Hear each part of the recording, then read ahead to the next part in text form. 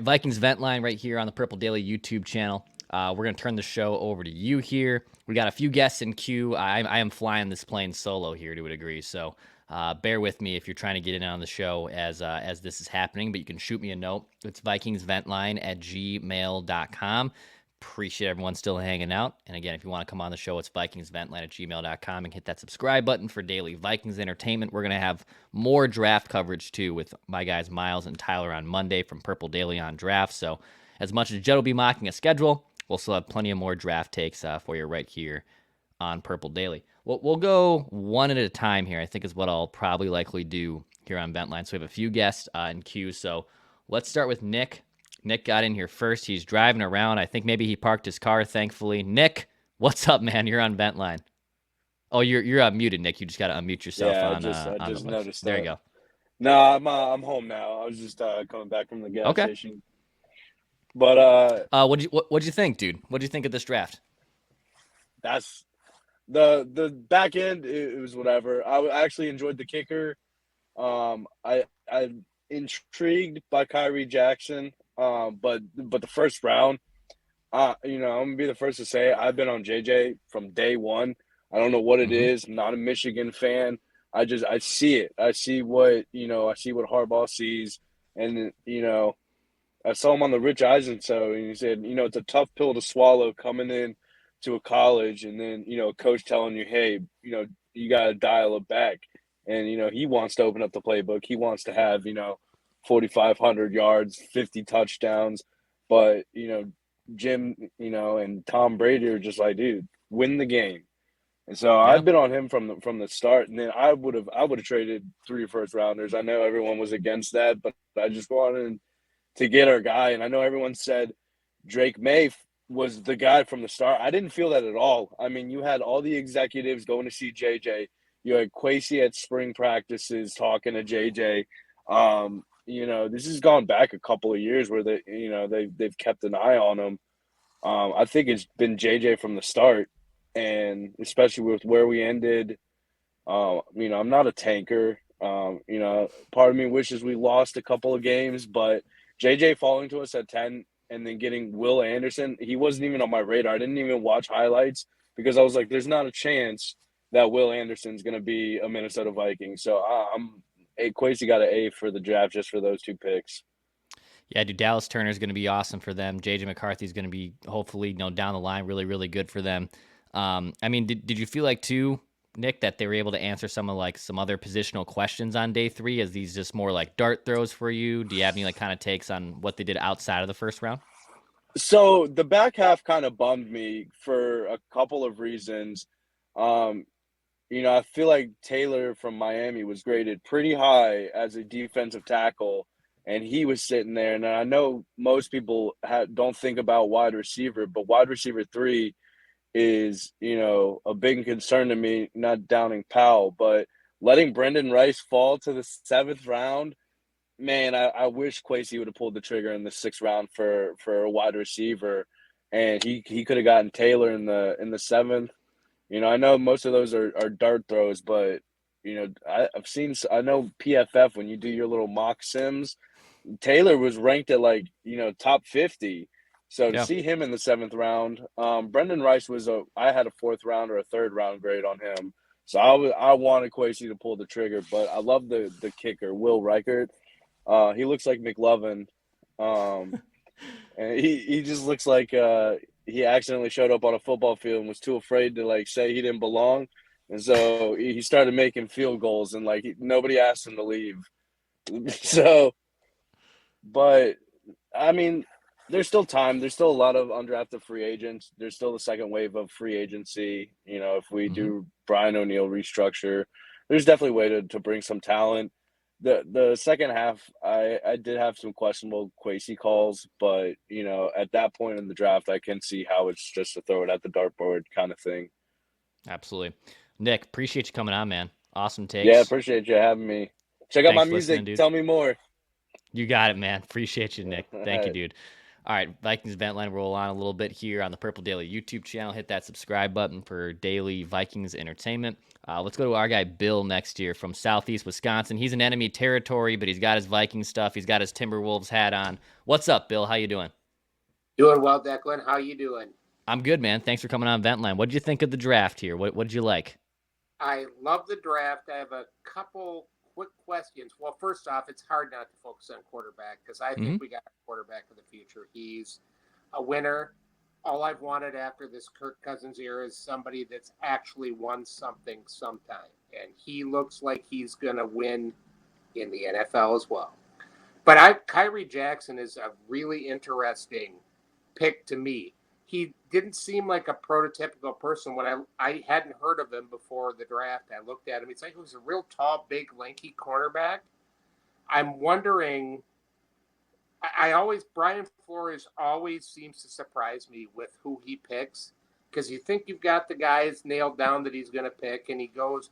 I don't know what he thinks he's going to do with a big quarterback because to me that seems like a big, lanky cornerback that won't be able to necessarily blitz well, would not fit into his thing, but he apparently sees something. I wonder if you know anything about him. I know you know Thor, and Thor knows everybody. Do you have any insight on that?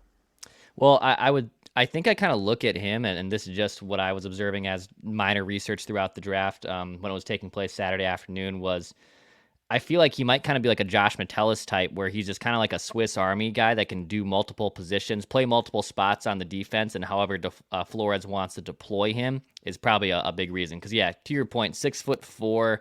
I don't know if he'll have the speed. I don't know if he'll have the reps that he has had to like keep up with NFL wide receivers. And look, developing cornerbacks, I think, is probably the hardest thing in this league outside of developing at quarterback. So playing the position's very, very tough. So I think he might be, and this is like, again, first guess, is he's just like this awesome Swiss Army knife that Josh Metellus, I think, kind of was for Brian Flores this year. Okay, well, I have questions. Thanks, Dex. I really appreciate it. And keep doing it. Doing the Twin Show. You're wonderful. You're welcome. Thank you, Bill. I appreciate you coming on Vent Line, dude. Awesome stuff. Thank you, sir. Yeah, hit that subscribe on the Twin Show, too, the Score North Twin Show. Now that the draft is over, we'll focus some of the attention on the Twins. Also, Flagrant Howls with the Timberwolves podcast with Mackie and Kyle Tigey. Great stuff there. We'll keep Vent Line rolling on. Elijah, what's up, man? How you doing? Welcome to Vent Line. What's up, man?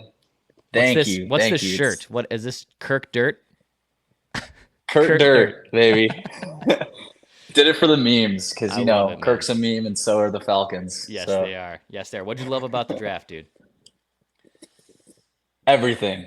I thought this draft, I feel so much, I feel euphoric after this draft. I mean, this just feeling of getting our new quarterback, new toy for Brian Flores to play with. It's really hard not to like any of the defensive players that came out of this draft, just knowing they're going to get Brian Flores as their coach. Mm-hmm. And so that's really exciting. I think just to echo on like what everyone was saying on JJ, it's like, dude's an absolute baller. You hear like everything that people were saying, like Bill Belichick on what he was saying about JJ McCarthy, and there's just nothing but good things to say. He makes great decisions. I think he's going to absolutely flourish in this system with KOC as his head coach. And I'm just really excited for the future. How can you not be, man, with like a guy who wants to be here, who's passionate about the game of football, who will actually probably work on Tuesdays, which is just, you know, like, let's go, right? But yeah, man, this draft is awesome. I'm curious to know, and I think a lot of the audience is curious to know your thoughts on the new kicker coming in. Like, What do you think? What do you see? Yeah, dude, I'm excited for him. I mean, we talked about a little bit on the Saturday episode to start after the draft of just the guy's like a kicking prodigy. You know, a lot of these like other kicking prospects are dudes that were like converted soccer players, or they were like these kind of gadget players that just kind of moved into the position, and it's hard to develop the team that position too and really cultivate that into the NFL. I feel like with what they were able to do here at the Alabama kid is perfect because it's like it's a guy that's been kicking his entire life and kicking in the SEC and kicking for one of the most prestigious schools in the country in Alabama. Plus with Nick Saban, who like, God imagine like that dude is a pain in the ass to work with, and if he trusts you and likes you to keep you around, Like, yeah, man, I think that's really good. Look, I was tongue in cheeky with the Greg Joseph stuff. I get that. That was a fun bit, but it was time to move on. And I do think that they potentially have found maybe a really good kicker here that can hopefully solve knock on wood, a lot of the Vikings' woes that they've always had at that position. Yeah, I think you nailed it on the head. I'm super excited for that. A new kicker to come in, with a new quarterback and a new edge rusher.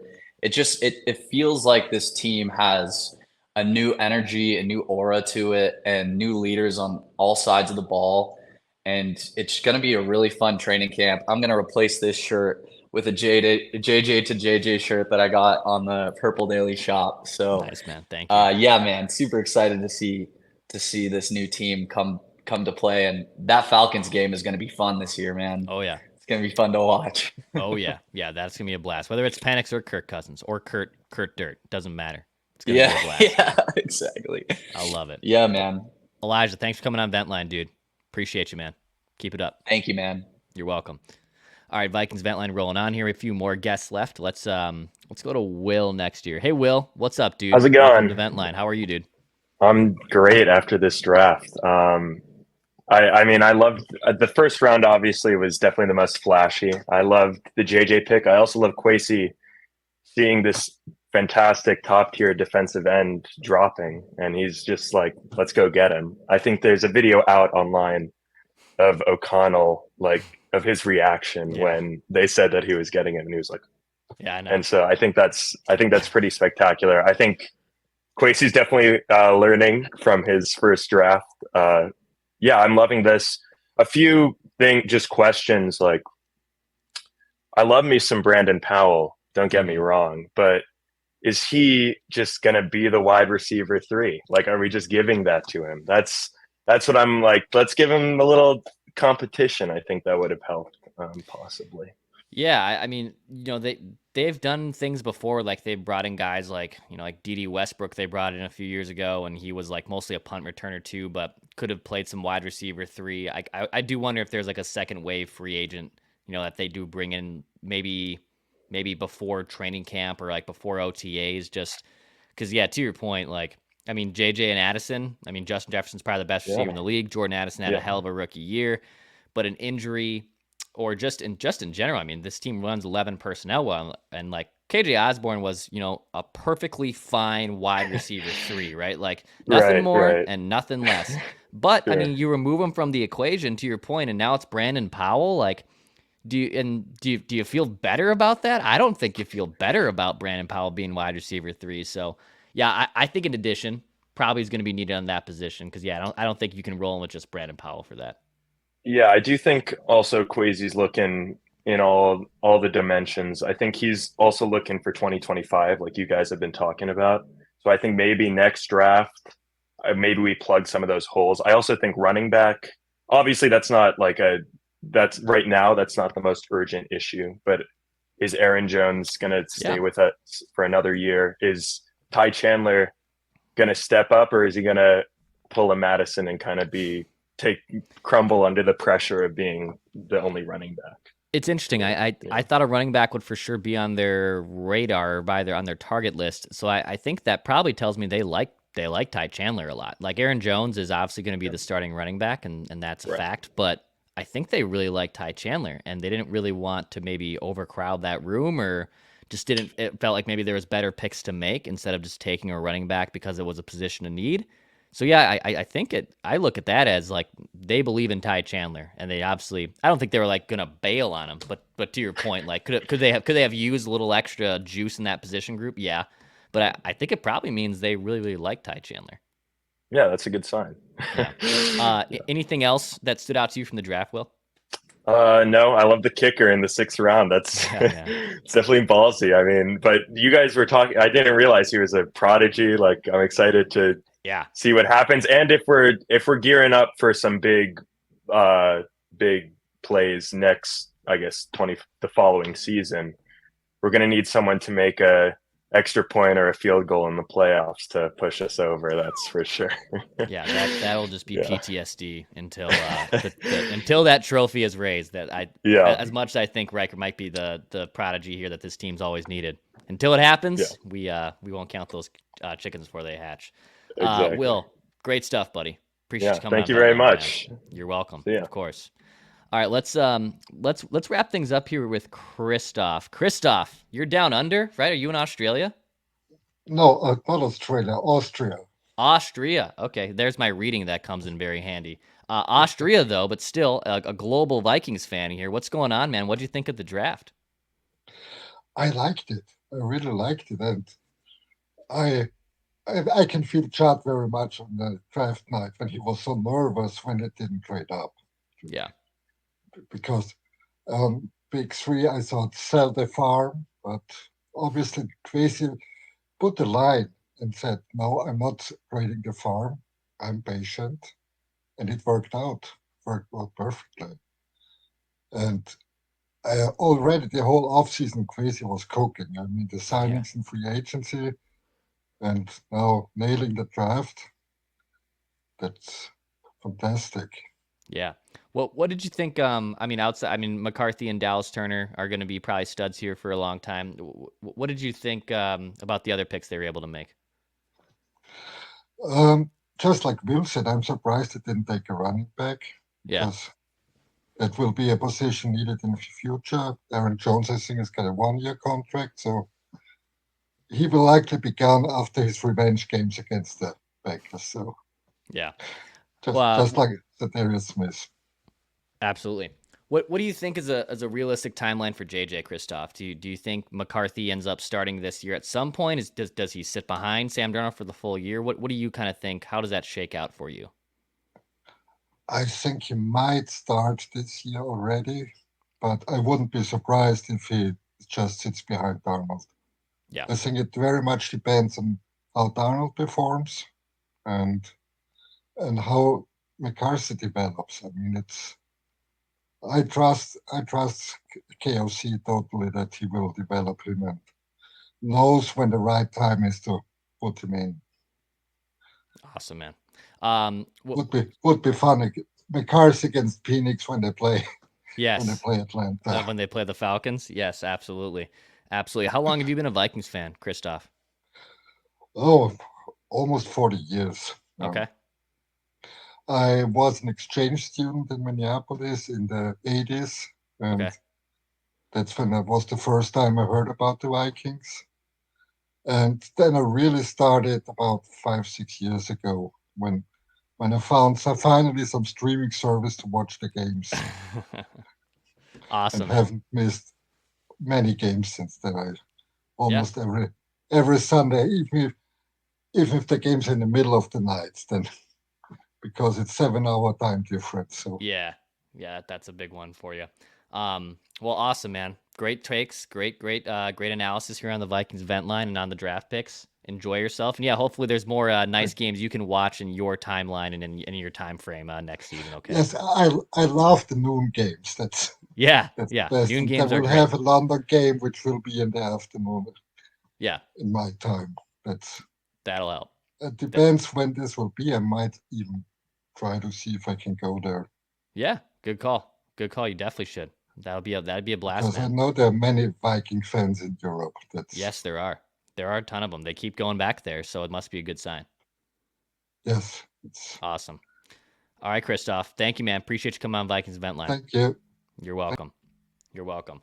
All right, Vikings Vent Line. This is Purple Daily. We'll have future episodes, too, of Vikings Vent Line, of course, on the Purple Daily YouTube channel and the podcast feed. So hit that subscribe button for daily Vikings entertainment. You can also expect Purple Daily on draft on Monday.